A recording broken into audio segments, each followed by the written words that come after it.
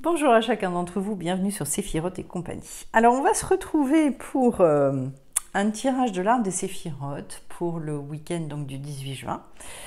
Et avant de démarrer, je vais vous envoyer plein de lumière, plein de tendresse, voilà. Et puis vous prévenir également au niveau de l'actualité que donc pour le solstice d'été, donc le 21 juin, il y a à partir de 19h30 en fait, je fais une cérémonie en collaboration avec une énergéticienne que j'apprécie beaucoup. Et donc, je fais une cérémonie à Vénergue, donc sur le plateau où il y a des belles énergies au niveau tellurique, etc.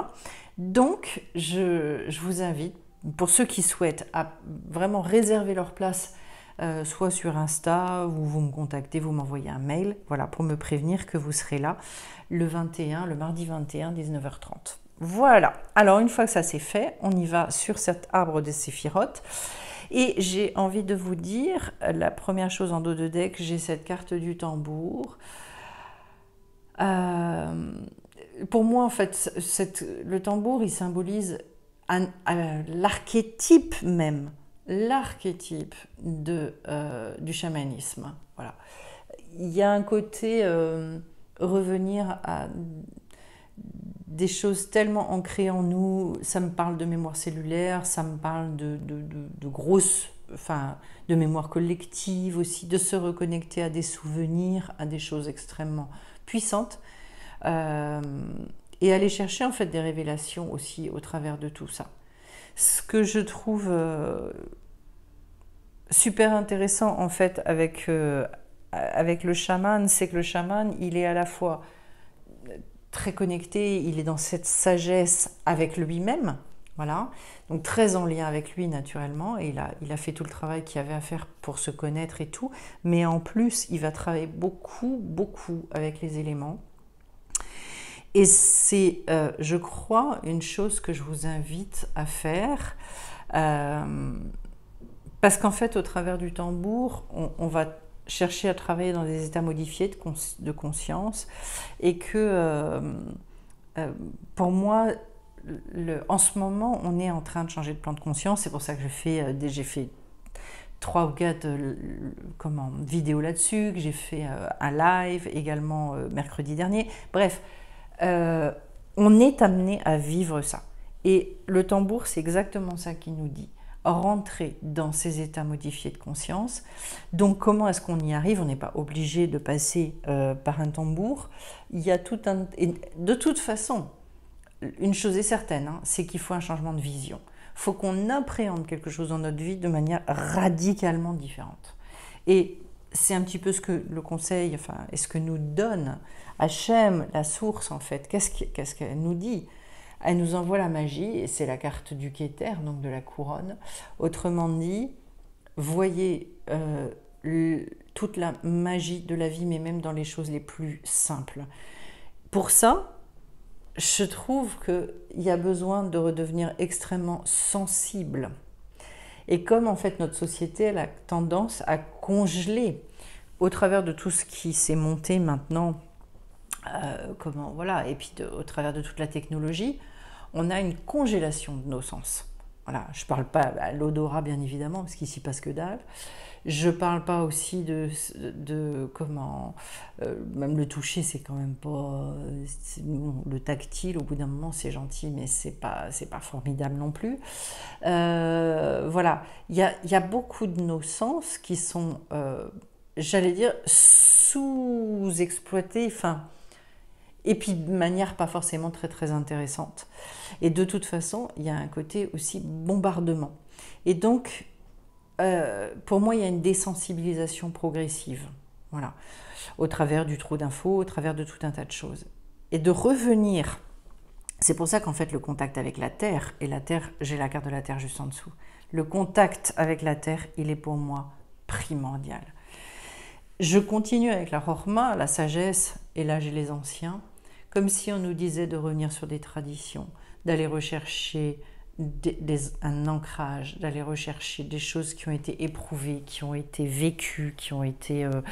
voilà, je crois profondément à ça, pour une raison extrêmement simple.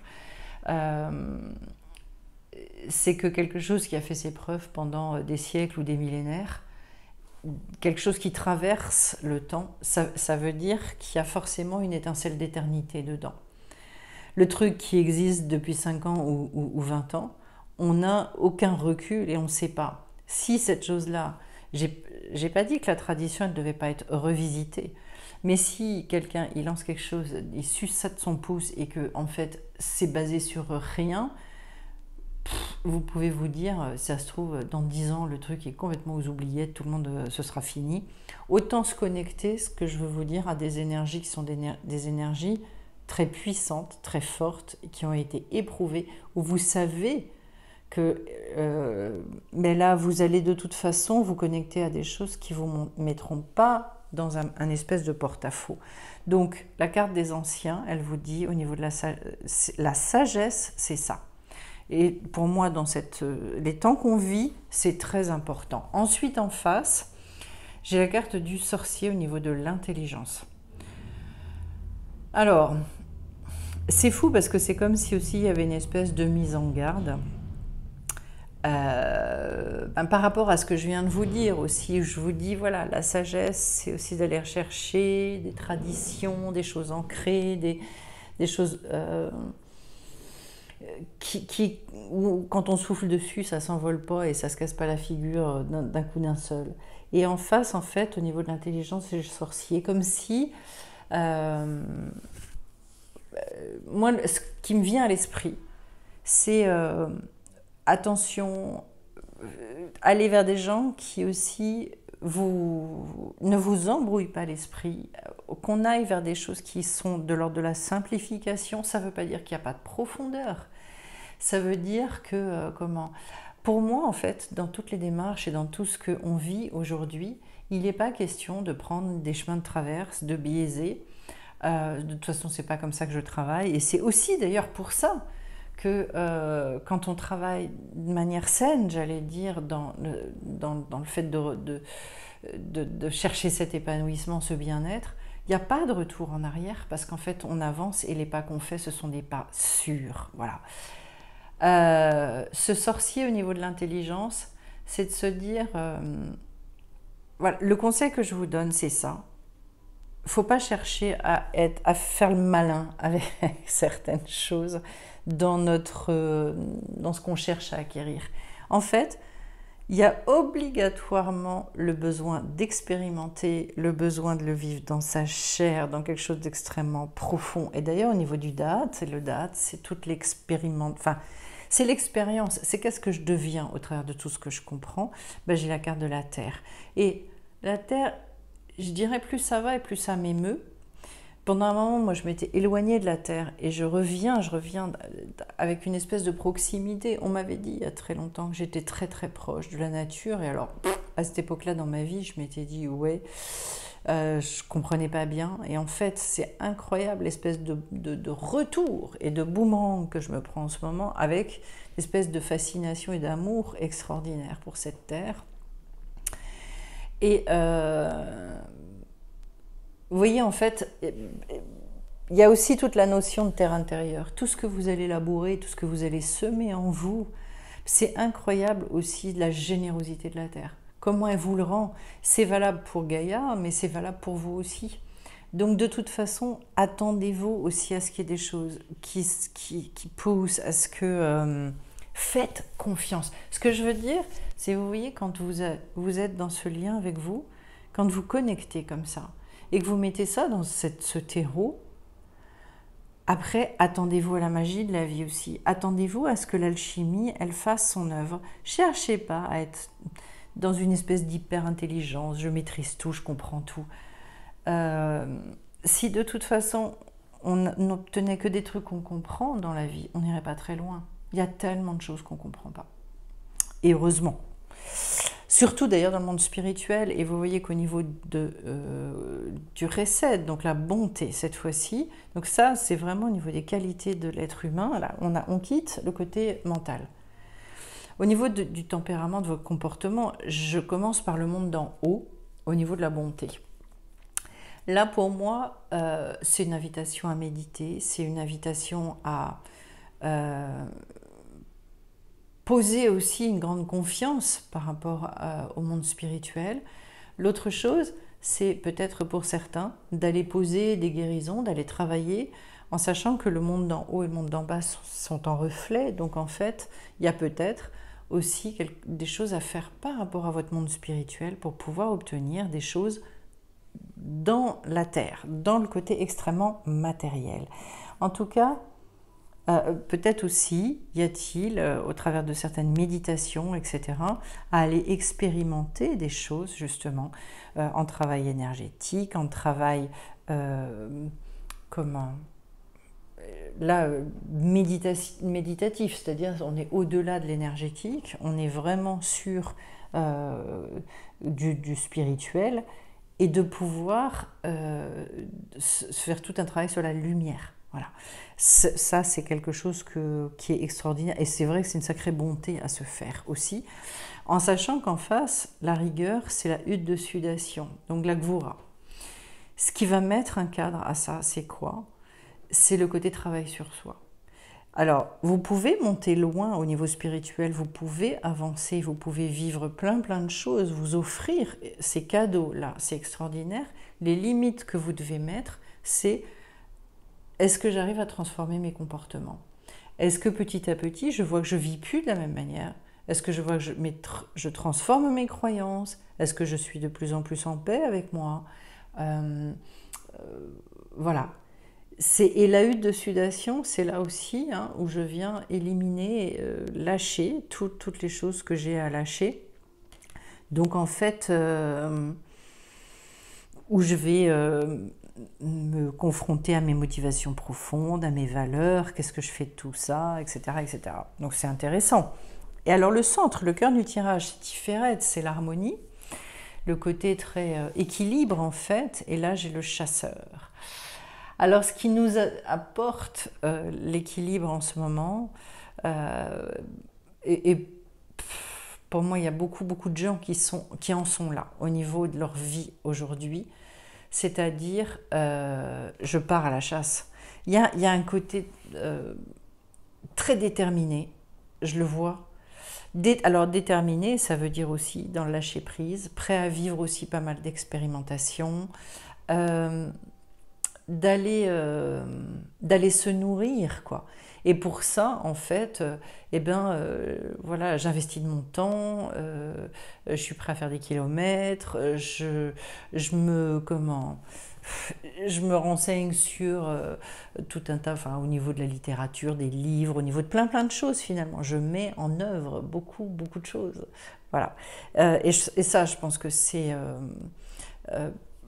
un signe des temps. Oui, il est dit d'ailleurs par les prophètes qu'il y a le temps de la pêche au début, puis après il y a le temps de la chasse. Ça veut dire quoi? Le temps de la pêche, c'est beaucoup plus doux, c'est-à-dire en fait, voilà, la pêche, vous le savez tous, ça mord pas. Le poisson, il a le choix. C'est-à-dire le pêcheur, vous voyez bien son attitude, c'est une attitude beaucoup plus passive, voilà. Et le poisson, je dirais, il est beaucoup plus libre. Le chasseur, lui, il va au-devant. Il court après, voilà, sa proie, etc. Dans l'idée, aujourd'hui, c'est qu'il y a beaucoup d'investissements pour trouver cet équilibre. Voilà, il y a un côté très actif et puis, je ne sais pas... ouais, très affirmé aussi je cherche vraiment de quoi je veux me nourrir, je ne lâche pas. Il y a un côté plus critique, je dirais peut-être, en tout cas pas chez tout le monde, mais moins ignorant aussi. Voilà. Je me fais pas avoir et j'écoute pas n'importe quoi. Derrière, donc, au niveau du Netzar, j'ai la quête de vision. Là, c'est la détermination. Donc, vous voyez, ça va relativement bien avec ce que je viens de vous dire. C'est-à-dire, moi, ce que je veux, c'est expérimenter les choses. Je veux, moi, avoir cette vision-là. Je veux, moi, avoir le changement de regard qui va générer à un moment donné une espèce de certitude, ça va ancrer quelque chose en moi, ça va être absolument incroyable. Et ma détermination, c'est donc de me nourrir de ça et d'asseoir aussi ma émouna, la confiance que j'ai dans la vie, de l'asseoir sur la vision. Je vous parlais tout à l'heure de regard. Je crois à ça, mais profondément. Profondément. Si on faisait attention à chaque fois au regard qu'on porte sur les situations, sur les gens qu'on croise, sur nous-mêmes, mais sur tout, on serait étonné, je pense, du manque d'aménité, du manque de gentillesse, d'ouverture, etc. qu'on pose. Voilà. Je le dis souvent, le regard, c'est quelque chose qui projette, et donc le regard, en fait, il est très jugeant. Donc une quête de vision, mais une vision complètement différente. Et plus à l'intérieur, vous serez nourri d'amour, et plus vous allez finalement imprimer un regard d'amour à l'extérieur. Donc ça veut dire qu'en fait, vous créez le lien avec ce qui vous entoure, au lieu de créer la division, ça change votre vie. Et en face de la quête de vision, c'est super intéressant, parce que j'ai le voyant. Et vous voyez que quand on regarde, alors du coup, avec ce regard d'amour, et ça c'est la gloire, c'est le côté extrêmement... c'est la victoire, le Od, à cet endroit-là. Ce qu'on vous dit, c'est qu'à ce moment-là, vous devenez voyant, c'est-à-dire vous percevez les choses. J'aime beaucoup ce mot « percevoir », parce que du coup, c'est au-delà du voir. Et le voyant, c'est ça qu'il arrive à faire. Il arrive à regarder dans les yeux de la personne, il arrive à voir l'âme, dans son aura ou dans son énergie, il va capter complètement autre chose, des fois même que ce que la personne elle peut dire, etc. Dans une situation, c'est pareil. Je viens encore dans ma vie d'être confrontée à une situation qui aurait pu être une situation angoissante. J'avais toutes les raisons d'aller vers l'analyse en question, puisque de toute façon, j'avais déjà vécu ce type de situation. Et donc je me suis dit, oh là là, ben voilà, ça va être encore comme ci, comme ça. Et puis j'ai dit, hop, stop, t'arrêtes tout de suite. Une fois que j'ai dépassé ma tristesse, en fait, je me suis dit, non, stop Véronique, arrête tout de suite de projeter ce genre de choses. Et finalement, je ne vais pas vous raconter toute l'histoire, mais finalement, en fait, pour une fois, il va y avoir une gestion très probablement très différente d'une même situation qui a été vécue un certain nombre de fois. J'ai laissé la vie œuvrer et j'ai dit non, je rentre pas dans l'angoisse, je rentre pas dans la déception, je rentre pas dans... Surtout que voilà, ça touche un de mes enfants, donc du coup, à chaque fois, c'est là que c'est le plus compliqué. Et je me suis dit non, tu laisses retomber le truc. De toute façon, toi, la solution, tu l'as pas. Donc, tu fais confiance dans la vie et justement, tu ne projettes pas et tu joues pas au sorcier, justement, ou à la sorcière. Et va au-delà du voile. Voilà. Pour que la situation et pour laisser vraiment la situation évoluer complètement différemment. Ce qu'il y a d'hyper intéressant, d'ailleurs, regardez, j'ai encore l'aigle. L'aigle, c'est encore la vision. Je ne sais pas si vous voyez la quête de vision, le voyant et l'aigle. Enfin, c'est assez hallucinant quand même. Hein. Et ça, donc, c'est au niveau du Yesod. C'est le fondement de tout. L'aigle, pour moi, c'est c'est un animal, vous savez, qui prend énormément de recul. L'aigle, on lui prête beaucoup de pouvoir au niveau de sa médecine. Et notamment de la sagesse et de la clairvoyance, en sachant que lui, il vole très très haut. Je crois que c'est un des oiseaux qui vole le plus haut, avec peut-être les buses ou des choses comme ça. Et il a une vue qui est absolument hallucinante, donc il va aller voir ses proies, et après, quand il l'a vue, il fonce, il pique, voilà, et sa proie, elle n'a même pas le temps de dire ouf, voilà. Et là, pour moi, en fait, le fondement, c'est en fait, prenez du recul. Ne regardez pas... Vous savez, quand on va dans les... Comment ça s'appelle ? Dans les expositions d'art, il y a des gens qui vont regarder les tableaux, ils ont le nez collé au machin. Vous voyez rien comme ça. Rien. Et on est obligé, en fait, de se reculer pour avoir une vision d'ensemble, pour comprendre l'œuvre vibratoirement dans son entièreté, etc.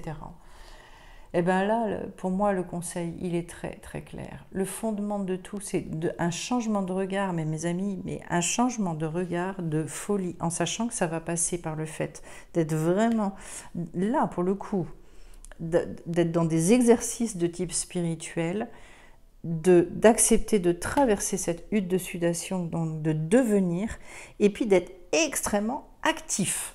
Voilà, c'est pas je reste le derrière sur ma chaise et j'attends que ça tombe, non. Faut que je mette en place et des rituels et des machins, etc. Peut-être pour ça aussi que moi j'ai créé un certain nombre de trucs ces derniers temps. Je le sentais comme ça, voilà. Alors, après, comment je finis? Alors, regardez le résultat. Le résultat de tout ça, c'est qu'en fait, j'en arrive à la quiétude. La quiétude, alors pour moi, je vais le transcrire par la paix, le shalom en hébreu. Il n'y a plus rien qui me déstabilise en fait. Je retrouve mes racines. Il y a une source. Voilà. Il y a une source qui coule en moi et c'est une source qui est beaucoup plus puissante finalement que le canal, je dirais, de l'anxiété. Vous savez, ça me fait penser à la radio. Autrefois, on changeait en fait d'ailleurs, on peut, ça existe encore. Hein. On tournait le bouton là pour changer les ondes. Voilà. Eh bien, sur quelle fréquence est-ce que je me connecte? Si on n'est pas sur la bonne fréquence, ça veut dire faut tourner le bouton. Voilà. Pour aller vraiment se reconnecter finalement à un canal qui est un canal beaucoup plus calme. Alors, je vais prendre une ou deux cartes de l'oracle de la lumière. C'est un beau tirage, mais alors dis donc, ouais, beaucoup de sagesse, beaucoup de... Et puis, bah regardez, je vais en prendre qu'une parce qu'elle est somptueuse. Bon, c'est la lumière. Donc, on vous le dit bien, la lumière, la lumière, la lumière. Là, on est sur un travail qui est au-delà du travail énergétique. Pour ceux qui bossent avec moi en soins énergétiques, ben, vous savez, hein, parce que moi, je travaille en thérapie lumière. Donc, c'est la lumière. Il y a un nombre d'informations, en fait, absolument extraordinaires dans cette carte-là. Dans la lumière, justement. C'est comme ça que ça fonctionne, c'est comme ça que notre corps, finalement, s'informe et se réinforme sans cesse.